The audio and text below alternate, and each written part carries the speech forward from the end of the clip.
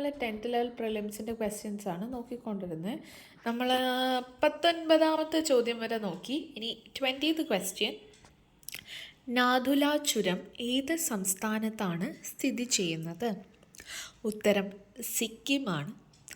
ഇന്ത്യയിലെ സിക്കിം സംസ്ഥാനത്തെ ചൈനയുടെ ടിബറ്റ് സ്വയംഭരണ പ്രദേശവുമായി ബന്ധിപ്പിക്കുന്ന ഹിമാലയ പർവ്വതനിരയിലെ തന്ത്രപ്രധാനമായ ഒരു ചുരമാണ് നാഥുല ചുരമെന്ന് പറയുന്നത്. സോ നാഥുല ചുരം എവിടെയാണ് സ്ഥിതി ചെയ്യുന്നത്? സിക്കിമിലാണ്. അടുത്ത ചോദ്യം, വാദിക്കാനും ജയിക്കാനും അല്ല, അറിയാനും അറിയിക്കാനുമാണ് എന്ന ആലുവയിൽ സർവമത സമ്മേളനം വിളിച്ചുകൂട്ടിയ സാമൂഹിക പരിഷ്കർത്താവ് ആര്?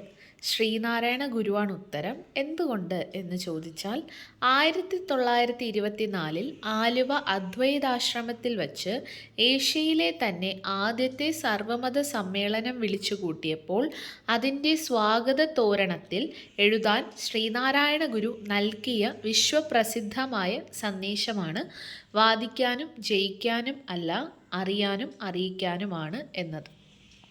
അടുത്ത ചോദ്യം, സഞ്ചാര സ്വാതന്ത്ര്യത്തിനായി കേരളത്തിൽ നടന്ന പ്രക്ഷോഭമായ വൈക്കം സത്യാഗ്രഹത്തോടനുബന്ധിച്ച് സവർണ ജാഥ സംഘടിപ്പിച്ചത് ആര്? ഉത്തരം മന്നത്ത് പത്മനാഭൻ. വൈക്കം സത്യാഗ്രഹത്തിന് പിന്തുണ പ്രഖ്യാപിച്ചുകൊണ്ട് വൈക്കത്തു നിന്ന് തിരുവനന്തപുരത്തേക്ക് ചരിത്രപ്രസിദ്ധമായ സവർണ ജാഥ നയിച്ചത് നായർ സർവീസ് സൊസൈറ്റിയുടെ സ്ഥാപകനായ മന്നത്ത് പത്മനാഭനാണ്. അടുത്തത്, വടക്കു കിഴക്കൻ ഇന്ത്യയിലെ ഏറ്റവും വലിയ ശുദ്ധജല തടാകമായ ലോക്തക്കിൽ സ്ഥിതി ചെയ്യുന്ന ചലിക്കുന്ന ദേശീയോദ്യാനം ഏത്? ആൻസർ കേബിൾ ലംജാവോ ആണ്. മണിപ്പൂരിലെ ലോക്തക് തടാകത്തിൽ സ്ഥിതി ചെയ്യുന്ന കേബിൾ ലംജാവോ നാഷണൽ പാർക്കാണ് ലോകത്തിലെ ഒരേ ഒരു ഒഴുകുന്ന ദേശീയോദ്യാനം അല്ലെങ്കിൽ ഫ്ലോട്ടിംഗ് നാഷണൽ പാർക്ക്. ഫുംഡിസ് എന്ന് വിളിക്കപ്പെടുന്ന ചലിക്കുന്ന പുൽമേടുകൾ ഇവിടെ കാണപ്പെടുന്നു. അടുത്തത്, ദക്ഷിണേന്ത്യയിൽ പല്ലവരുടെ കാലത്ത് രൂപപ്പെട്ട ക്ഷേത്ര നിർമ്മാണ ശൈലി ഏത് പേരിൽ അറിയപ്പെടുന്നു? ഉത്തരം ദ്രാവിഡ ശൈലി. ദക്ഷിണേന്ത്യയിലെ പ്രധാന ക്ഷേത്ര നിർമ്മാണ ശൈലിയാണ് ദ്രാവിഡിയൻ സ്റ്റൈൽ അഥവാ ദ്രാവിഡ ശൈലി. പല്ലവ രാജാക്കന്മാരുടെ കാലത്താണ് ഈ ശൈലിക്ക് ശക്തമായ അടിത്തറ പാകിയത്. മഹാബലിപുരത്തെ രഥക്ഷേത്രങ്ങൾ ഈ ഒരു ശൈലിയിൽ നിർമ്മിച്ചവയാണ്. അടുത്തത്, മടക്കു പർവ്വതങ്ങളുടെ രൂപീകരണവുമായി ബന്ധപ്പെട്ട ശരിയായ പ്രസ്താവന ഏത്? ആൻസർ വരിക ഒന്ന് മാത്രം. അത് 1, 2, 3, 4 എന്ന് പറഞ്ഞ് 4 സ്റ്റേറ്റ്മെൻറ്റ്സ് ഉണ്ടായിരുന്നു. ആൻസർ വരിക ഫസ്റ്റ് സ്റ്റേറ്റ്മെൻ്റ് ആണ്. ആ സ്റ്റേറ്റ്മെൻറ്റിൽ എന്താണ് പറഞ്ഞിരിക്കുന്നത് നോക്കാം. ശിലാമണ്ഡല ഫലകങ്ങൾ പരസ്പരം അടുത്തു വരുന്ന സംയോജക സീമകളിൽ ഉണ്ടാകുന്ന ശക്തമായ മർദ്ദം കാരണം ശിലാപാളികൾക്ക് മടക്കുകൾ സംഭവിച്ചാണ് മടക്കു പർവ്വതങ്ങൾ ഉണ്ടാകുന്നത്. അതിനാൽ ഒന്നാമത്തെ പ്രസ്താവന മാത്രമാണ് ശരി. അടുത്തത്, തൊഴിൽ പങ്കാളിത്തത്തിലും വരുമാനത്തിലുമുള്ള ലിംഗപദവി വ്യത്യാസങ്ങളുടെ കാരണങ്ങളെക്കുറിച്ച് ഗവേഷണ പഠനം നടത്തുകയും 2023 സാമ്പത്തിക ശാസ്ത്രത്തിനുള്ള നോബൽ സമ്മാനം നേടുകയും ചെയ്ത വനിത ആര് എന്ന് ചോദിച്ചാൽ ക്ലോഡിയ ഗോൾഡിനാണ്. അവരെന്തുകൊണ്ടാണ് ഉത്തരമായത്? ആ വനിത 2023 സാമ്പത്തിക ശാസ്ത്രത്തിനുള്ള നോബൽ സമ്മാനം നേടി. എന്തായിരുന്നു വിഷയമെന്ന് പറയുന്നത്? തൊഴിൽ പങ്കാളിത്തത്തിലും വരുമാനത്തിലുമുള്ള ലിംഗപദവി വ്യത്യാസങ്ങളുടെ കാരണങ്ങൾ. അടുത്തത് അതിൻ്റെ പോയിൻ്റാണ്, സ്ത്രീകളുടെ തൊഴിൽ വിപണിയിലെ പങ്കാളിത്തത്തെയും വരുമാന വ്യത്യാസങ്ങളെയും കുറിച്ച് സമഗ്രമായ പഠനങ്ങൾക്കാണ് അമേരിക്കൻ സാമ്പത്തിക ശാസ്ത്രജ്ഞയായ ക്ലോഡിയ ഗോൾഡിന് 2023 നോബൽ സമ്മാനം ലഭിച്ചത്. അടുത്ത ചോദ്യം, ധാതുക്കളുടെ ഹൃദയഭൂമി എന്നറിയപ്പെടുന്ന പീഠഭൂമി ഏതാണ്? ഉത്തരം ഛോട്ടാ നാഗ്പൂർ പീഠഭൂമിയാണ്. ഇന്ത്യയിലെ ഏറ്റവും കൂടുതൽ കൽക്കരി, ഇരുമ്പ്, അബ്രം തുടങ്ങിയ വിവിധ തരം ഖനിയിൽ നിന്ന് ലഭിക്കുന്ന ധാതു പദാർത്ഥങ്ങൾ കാണപ്പെടുന്നത് ഛോട്ടാ നാഗ്പൂർ പീഠഭൂമിയിലാണ്, പ്രധാനമായും ജാർഖണ്ഡ്, ഒഡീഷ ഭാഗങ്ങളിൽ. അതിനാൽ ഇതിനെ ഇന്ത്യയുടെ ധാതുക്കളുടെ ഹൃദയഭൂമി എന്ന് വിളിക്കുന്നു. ആരെയാണ്? ഛോട്ടാ നാഗ്പൂറിനെ. അടുത്തത് ചോളന്മാരുടെ തലസ്ഥാനമായ തഞ്ചാവൂരിൽ സ്ഥിതി ചെയ്യുന്നതും യുനെസ്കോ ലോക പൈതൃക കേന്ദ്രമായി പ്രഖ്യാപിച്ചിട്ടുള്ളതുമായ ലോക പ്രശസ്ത ക്ഷേത്രമേത്?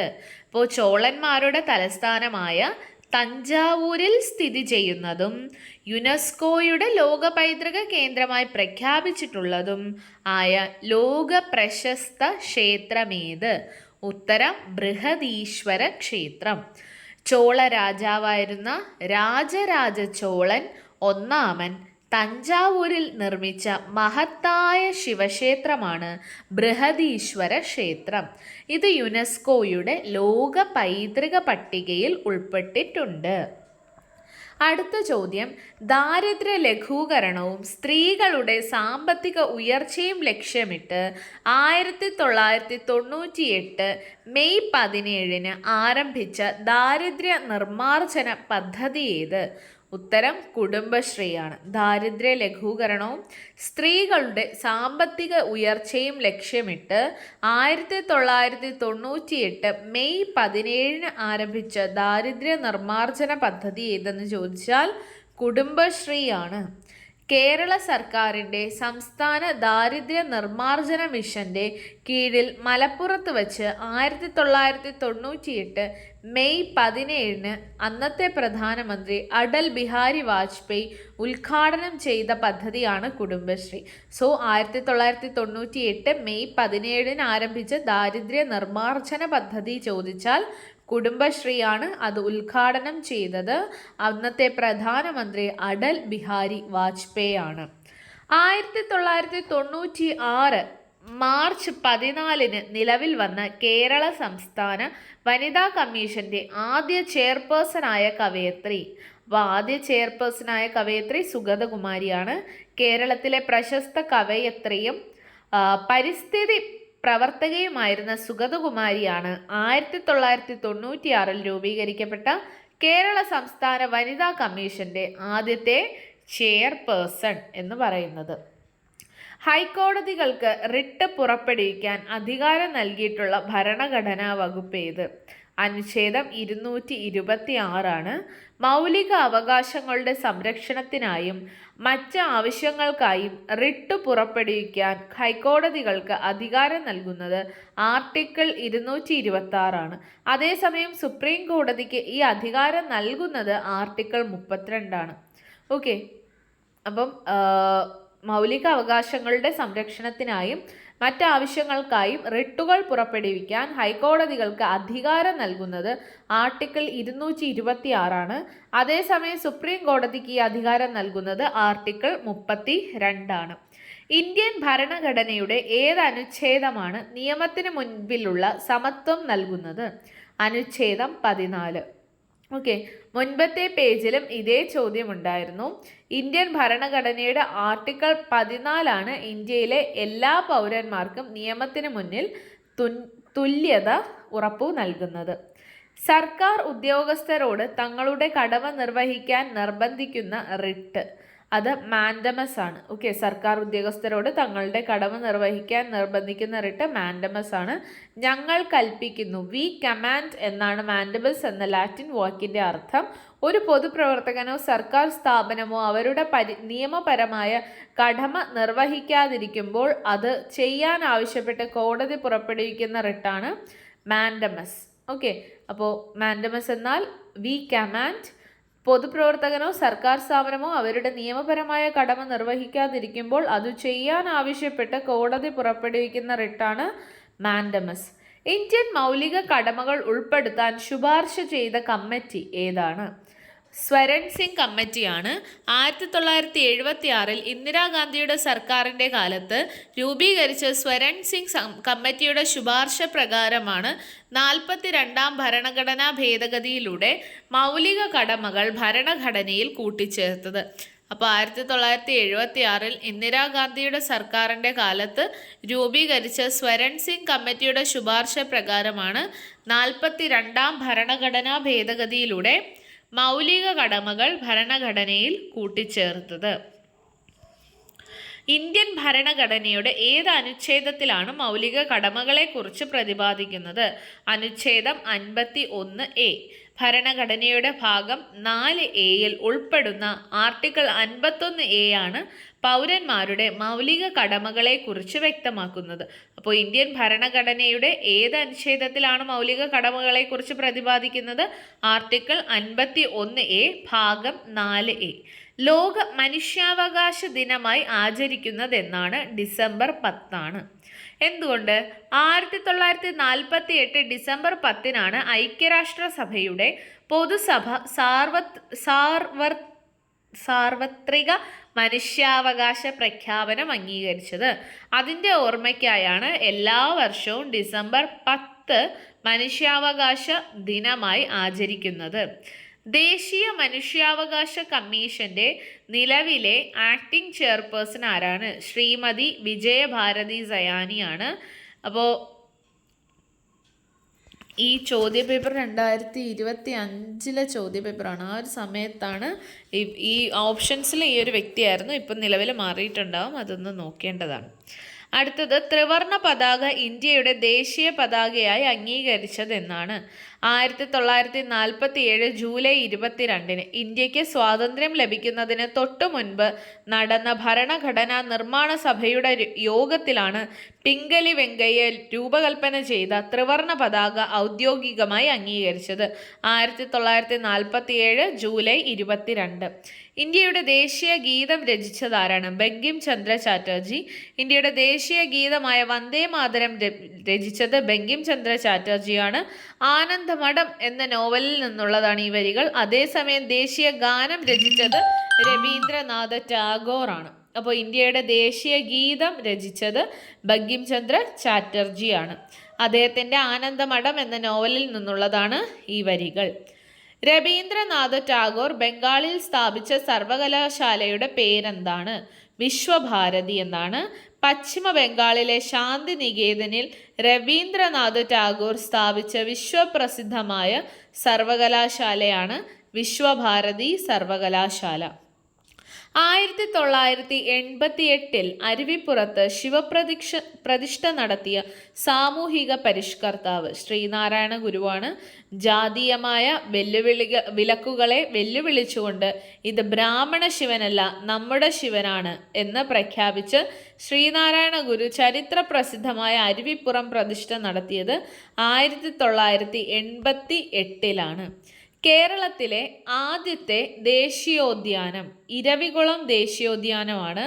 ഈ വരയാടുകളുടെ സംരക്ഷണത്തിനായി 1978 നിലവിൽ വന്ന ഇരവികുളം ദേശീയോദ്യാനം ഇടുക്കി ജില്ലയിലാണ്. ഇതാണ് കേരളത്തിലെ ആദ്യത്തെ നാഷണൽ പാർക്ക്. അപ്പോൾ 1978 ഇരവികുളം ദേശീയോദ്യാനം വിച്ച് ഇസ് ഓൺ ഇടുക്കി ജില്ല, അതാണ് കേരളത്തിലെ ആദ്യത്തെ നാഷണൽ പാർക്ക് എന്ന് പറയുന്നത്. അപ്പോൾ അരുവിപ്പുറം പ്രതിഷ്ഠ ശ്രീനാരായണ ഗുരു നടത്തിയത് 1888. അതും മറക്കരുത്. ഇനി കേരളത്തിലെ ഏറ്റവും വലിയ കായൽ വേമ്പനാട് കായൽ. കേരളത്തിലെ ഏറ്റവും വലിയ കായലും ഇന്ത്യയിലെ തന്നെ ഏറ്റവും നീളം കൂടിയ കായലുമാണ്. ആലപ്പുഴ, കോട്ടയം, എറണാകുളം എന്നീ ജില്ലകളിലായി വ്യാപിച്ചു കിടക്കുന്ന വേമ്പനാട് കായൽ. ഇപ്പോൾ കേരളത്തിലെ ഏറ്റവും വലിയ കായലും ഇന്ത്യയിലെ തന്നെ ഏറ്റവും നീളം കൂടിയ കായലുമാണ് വേമ്പനാട് കായൽ. ആലപ്പുഴ, കോട്ടയം, എറണാകുളം എന്നീ ജില്ലകളിൽ വ്യാപിച്ചു കിടക്കുന്ന വേമ്പനാട് കായൽ. കേരളത്തിൽ നിന്നും ആദ്യമായി ഒളിമ്പിക്സിൽ പങ്കെടുത്ത വനിത PT ഉഷ. കേരളത്തിൽ നിന്നും ആദ്യമായി ഒളിമ്പിക്സിൽ പങ്കെടുത്ത വനിത PT ഉഷ. എന്തുകൊണ്ട്? പയ്യോളി എക്സ്പ്രസ് എന്നറിയപ്പെടുന്ന PT ഉഷ ആണ് 1980 മോസ്കോ ഒളിമ്പിക്സിൽ പങ്കെടുത്തുകൊണ്ട് ഈ നേട്ടം കൈവരിച്ച കേരളത്തിൽ നിന്നുള്ള ആദ്യ വനിത. അപ്പോൾ കേരളത്തിൽ നിന്നും ആദ്യമായി ഒളിമ്പിക്സിൽ പങ്കെടുത്തത് PT ഉഷയാണ്. 1980 മോസ്കോ ഒളിമ്പിക്സിലാണ് ഈ വനിത പങ്കെടുത്തിരിക്കുന്നത്. പയ്യോളി എക്സ്പ്രസ് എന്നും അറിയപ്പെടും. കേരളത്തിലെ ആദ്യത്തെ ജലവൈദ്യുത പദ്ധതിയായ പള്ളിവാസൽ ഏത് നദിയിലാണ്? മുതിരപ്പുഴയിലാണ്. കേരളത്തിലെ ഏറ്റവും വലിയ നദിയായ പെരിയാറിൻ്റെ പ്രധാന പോഷക നദികളിൽ ഒന്നായ മുതിരപ്പുഴയാറിലാണ് ഇത് സ്ഥിതി ചെയ്യുന്നത്. നമ്മുടെ പള്ളിവാസൽ ജലവൈദ്യുത പദ്ധതി സ്ഥിതി ചെയ്യുന്നത് 1940കളിൽ പള്ളിവാസൽ ജലവൈദ്യുത പദ്ധതി സ്ഥാപിതം ആയത് മുതിരപ്പുഴയാറിലാണ്. ഓക്കെ, അപ്പോൾ 1940 പള്ളിവാസൽ ജലവൈദ്യുത പദ്ധതി സ്ഥാപിതമായത് മുതിരപ്പുഴ ആറിലാണ്. നീണ്ടകര ഏത് മേഖലയുമായി ബന്ധപ്പെട്ടിരിക്കുന്നു? മത്സ്യം. കൊല്ലം ജില്ലയിലെ നീണ്ടകര കേരളത്തിലെ ഏറ്റവും പ്രധാനപ്പെട്ട ഒരു മത്സ്യബന്ധന തുറമുഖമാണ്. ഇൻഡോ നോർവീജിയൻ പ്രോജക്റ്റിന്റെ ഭാഗമായി വികസിച്ച പ്രധാന തീരപ്രദേശമാണിത്. അപ്പോൾ ഓർക്കുക, നീണ്ടകര മത്സ്യമേഖലയുമായിട്ട് ബന്ധപ്പെട്ടിരിക്കുന്നു. മത്സ്യബന്ധന തുറമുഖമാണ് നീണ്ടകര എന്ന് പറയുന്നത്. ഇൻഡോ നോർവീജിയൻ പ്രോജക്റ്റിന്റെ ഭാഗമായി വികസിച്ച പ്രധാന തീരപ്രദേശമാണ്. ഗുരുവായൂർ സത്യാഗ്രഹത്തിന്റെ volunteer captain AK Gopalan. Guruvayur സത്യാഗ്രഹത്തിന്റെ വോളണ്ടിയർ ക്യാപ്റ്റനാണ് AK ഗോപാലൻ.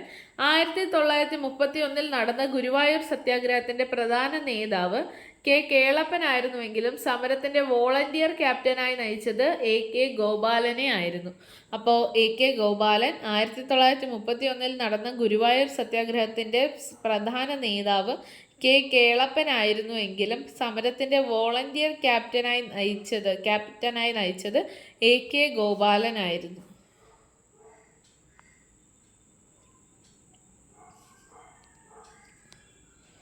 കേരളത്തിലെ ഏറ്റവും ആഴമുള്ള തുറമുഖം വിഴിഞ്ഞമാണ്. തിരുവനന്തപുരത്ത് സ്ഥിതി ചെയ്യുന്ന വിഴിഞ്ഞം അന്താരാഷ്ട്ര തുറമുഖം പ്രകൃതിദത്തമായി തന്നെ ഏറ്റവും കൂടുതൽ ആഴമുള്ള ഒരു അന്താരാഷ്ട്ര ട്രാൻസ്ഷിപ്മെന്റ് തുറമുഖമാണ്. അപ്പോൾ കേരളത്തിലെ ഏറ്റവും ആഴമുള്ള തുറമുഖം വിഴിഞ്ഞമാണ്. പ്രകൃതിദത്തമായി തന്നെ ഏറ്റവും കൂടുതൽ ആഴമുള്ള ഒരു അന്താരാഷ്ട്ര ട്രാൻസ്ഷിപ്മെന്റ് തുറമുഖമാണ് വിഴിഞ്ഞം തുറമുഖം.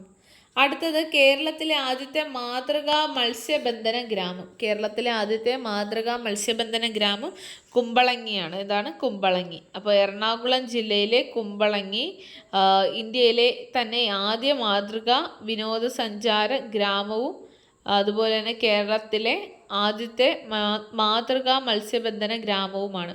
അപ്പോൾ കേരളത്തിലെ ആദ്യത്തെ മാതൃകാ മത്സ്യബന്ധന ഗ്രാമം കുമ്പളങ്ങിയാണ്. എറണാകുളം ജില്ലയിലെ